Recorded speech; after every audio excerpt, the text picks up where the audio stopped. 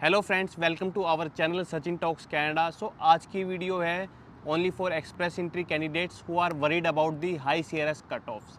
सो आज की वीडियो में हम बात करेंगे कि एक्सपेक्टेड सीआरएस कट ऑफ कितना हो सकता है 2024 में, एंड उसके अलावा हमारी क्या टिप्स हैं जिससे आप अपना सीआरएस स्कोर इम्प्रूव कर सकते हो। Right. So if you haven't subscribed our channel, please subscribe our YouTube channel Sachin Talks Canada. So सबसे पहला मिसकंसेप्शन ये होता है कि जो आपके कैनेडियन वर्क एक्सपीरियंस के पॉइंट्स है वो तभी ऐड होंगे जब आप 1 ईयर कंप्लीट कर लोगे। सो ऐसा कुछ भी नहीं होता। फॉर एग्जांपल आप लोगों ने 1 फरवरी 2022 को अपनी जॉब स्टार्ट की है।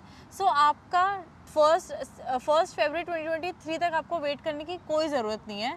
आप जनवरी 1 2023 से भी एलिजिबल हो उन पर्टिकुलर पॉइंट्स के लिए। यस, सो इट मीन्स कि जैसे ही आपके 11th मंथ्स कंप्लीट होते हैं वर्क के, उसके बाद आप अपनी फाइल लगा सकते हो। एंड वो पॉइंट्स आपके ऐड हो जाएंगे आपके टोटल सीआरएस स्कोर में।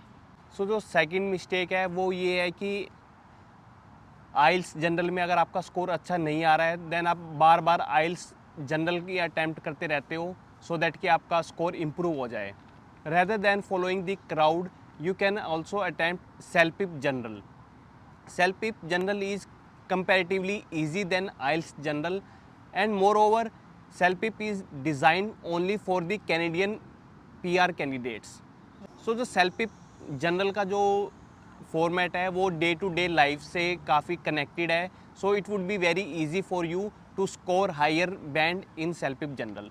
थर्ड पॉइंट ये है कि काफ़ी लोग ये वेट करते हैं कि जब वो एक्सप्रेस एंट्री के लिए क्वालिफाई होंगे ओनली देन वो अपनी ईसीए रिपोर्ट के लिए अप्लाई करते हैं। बट ईसीए रिपोर्ट की वैलिडिटी 5 ईयर्स होती है। सो आप अपनी ईसीए रिपोर्ट पहले ही करवा के रख सकते हो ताकि जैसे आप एक्सप्रेस एंट्री के लिए क्वालिफाई करोगे देन आपको ये डॉक्यूमेंट्स कलेक्ट करने के लिए वेट नहीं करना पड़ेगा। सो जो नेक्स्ट मिसकंसेप्शन है वो ये है कि काफ़ी लोगों को लगता है कि ओंटारियो पीएनपी के लिए आपको अलग से कोई फॉर्म फिल करना पड़ता है, बट ऐसा नहीं होता। जब भी आप अपनी एक्सप्रेस एंट्री प्रोफाइल लगाते हो उसमें आप ओंटारियो एज ए अपनी फर्स्ट प्रेफरेंस ऑप्ट कर सकते हो, एंड उसके बेसिस पे ओंटारियो आपको पीएनपी नॉमिनेशन भेजता है। तो जो नेक्स्ट मिस्टेक स्टूडेंट्स करते हैं वो ये है कि वो इंडिया से या अपनी होम कंट्री से जब आते हैं वो कनाडा के अंदर सिर्फ 1 ईयर कोर्स सेलेक्ट करके आते हैं। उसकी वजह से उन्हें सिर्फ 1 ईयर ऑफ वर्क परमिट मिलता है, एंड उनके पास काफ़ी कम टाइम होता है जिसमें उन्हें पीआर अप्लाई करनी होती है एंड आईटीए लेना होता है। बट इसकी जगह अगर आप 2 ईयर्स कोर्स लेके आते हो तो आपको 3 ईयर्स वर्क परमिट मिलता है, एंड आपके पास सफिशिएंट टाइम होता है, एंड उस सफिशिएंट टाइम में आप पीआर आराम से ले सकते हो। ऑल्सो अगर आपके पास 2-3 इयर्स एक्सपीरियंस होता है कनाडा के अंदर वर्किंग का, उसके आपके पॉइंट्स सीआरएस स्कोर के अंदर काफ़ी ज़्यादा होते हैं rather than of 1 year experience. Right. And so जो नेक्स्ट पॉइंट है वो ये है कि एज फैक्टर के काफ़ी ज़्यादा पॉइंट्स होते हैं। सो आप जितनी जल्दी अपनी फाइल लगाओगे उतना ही ज़्यादा आपका सीआरएस स्कोर होगा। करेक्ट। सो अब हम बात करते हैं कि आजकल सीआरएस स्कोर का क्या ट्रेंड चल रहा है। सो जो सबसे पहले ऑल कैटेगरी के ड्रॉज हैं, वो जो लास्ट ड्रॉ आया है वो आया है 500 पे, उससे पहले आया था 504 पे, उससे पहले 531 पे, एंड देन 496 पे। सो आप देखोगे कि जो ऑल कैटेगरी ड्रॉ आ रहा है वो अराउंड 500 आ रहा है। सो अगर आपका स्कोर इससे कम है देन आपको जो हम मेथड्स आगे बताएंगे उन पे काम करने की काफ़ी ज़रूरत है। सो अब हम बात करते हैं कि अगर आप किसी स्पेसिफाइड प्रोफेशन में हो, लाइक आप स्टेम में हो, तो उसका स्कोर क्या चल रहा है, एंड जो फ्रेंच स्पीकिंग है उनका क्या स्कोर चल रहा है। सो स्टेम का जब भी आप स्कोर देखोगे उसका सीआरएस कट ऑफ काफ़ी हाई आती है। जो लास्ट कट ऑफ गई थी वो 486 पे गई थी, क्योंकि स्टेम के अंदर काफ़ी क्वालिफाइड लोग हैं, उनका सीआरएस स्कोर काफ़ी ज़्यादा रहता है। सो अगर आप स्टेम कैटेगरी के अंडर आते हो एंड आपका सीआरएस स्कोर 470 से कम है, सो आपके चांसेस काफ़ी कम है कि आपको आईटीए आएगा इन दिस ईयर। उसके बाद हम बात करते हैं अगर आप फ्रेंच कैटेगरी में आते हो। सो अगर आप फ्रेंच कैटेगरी में आते हो तो उसका कट ऑफ जो लास्ट कट ऑफ गया है वो 472 गया है, उससे पहले 435 एंड उससे पहले 375। अगर आप फ्रेंच कैटेगरी के अंडर आते हो, सो अगर आपका स्कोर 400 के अराउंड भी है देन ईजिली आपको आईटीए मिल सकती है। उसके अलावा जो एग्रीकल्चर रिलेटेड प्रोफेशन है उनका जो लास्ट कट ऑफ गया था वो 354 गया था। सो अगर आप उस कैटेगरी में हो तब भी आपको ITA जल्दी मिल जाएगी। राइट। सो जो मेजर कंपटीशन है या फिर जो ज़्यादा कट ऑफ हाई है वो स्टेम प्रोफेशनल्स या फिर ऑल कैटेगरी जोन के अंदर है, जहाँ पे एटलीस्ट आपको 490 to 500 तो मिनिमम आपके पास स्कोर होना ही चाहिए so as to get your ITA। So अभी हम बात करते हैं कि पूल में भी कितने कैंडिडेट है। 480 to 500 जो ये रेंज है, इसके बीच में अभी करंटली 11,000 to 12,000 कैंडिडेट्स हैं। सो अगर आपका स्कोर 490 to 495 के बीच में है, इसके बीच में जो अप्रोक्सीमेट कैंडिडेट्स हैं वो है 4,000। अगर आपका स्कोर इसके बीच में है देन वी होप कि आपको जल्दी ITA मिल जाएगी। सो अब हम बात करते हैं कि अगर आपका CRS स्कोर कम है एंड आप किसी कैटेगरी में नहीं आ रहे हो तो आप क्या कर सकते हो। सो उसके अलावा be ready to move to different province, like there are multiple PNP nominations like British Columbia, Saskatchewan, New Brunswick and Manitoba.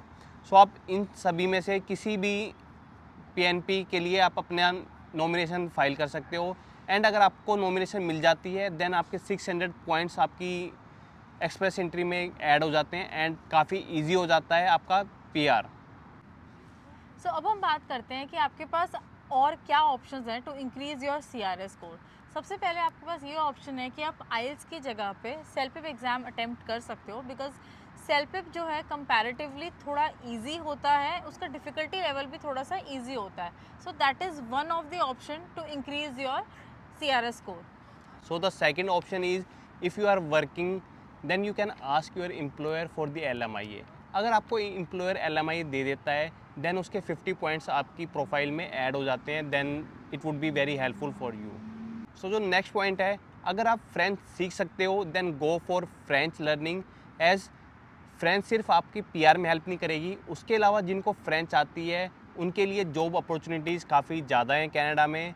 So It will be actually beneficial either way you get a PR or not. So here is the process to calculate your CRS score. You have to just go to Google and type CRS score calculator. Then go to first website, that is cic.gc.ca. Then you will find this website and according to your situation you have to select answers. So now I am showing you just a hypothetical situation. So just answer all the questions like your age, your marital status, your education, and if your spouse is coming along with you, give their detail also. And in most of the scenarios you have to give your IELTS details also or any other language test that you have given. So you have to fill your all modules score individually.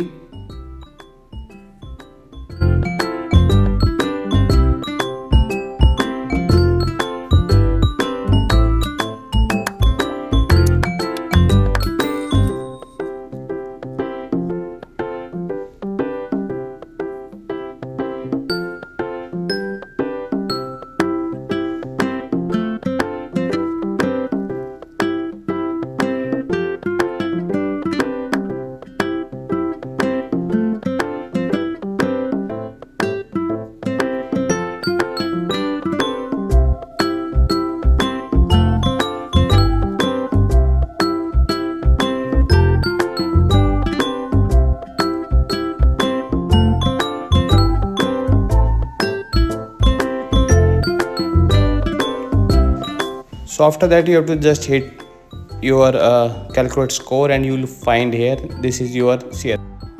So जैसा कि recent trend चल रहा है अब कि 500 के approx cut offs आ रही हैं, बट वी बिलीव जिनका स्कोर 495 to 500 के बीच में है उनको ITA काफ़ी जल्दी आ जाएगी। ये थी पूरी आज की हमारी वीडियो। अगर आपका अभी भी कोई डाउट है CRS स्कोर से रिलेटेड या सेल्फ से रिलेटेड, सो आप कमेंट सेक्शन में हमसे पूछ सकते हो। हम मिलते हैं अपनी नेक्स्ट वीडियो में। Till the time take care and thank you for watching our video. Thank you.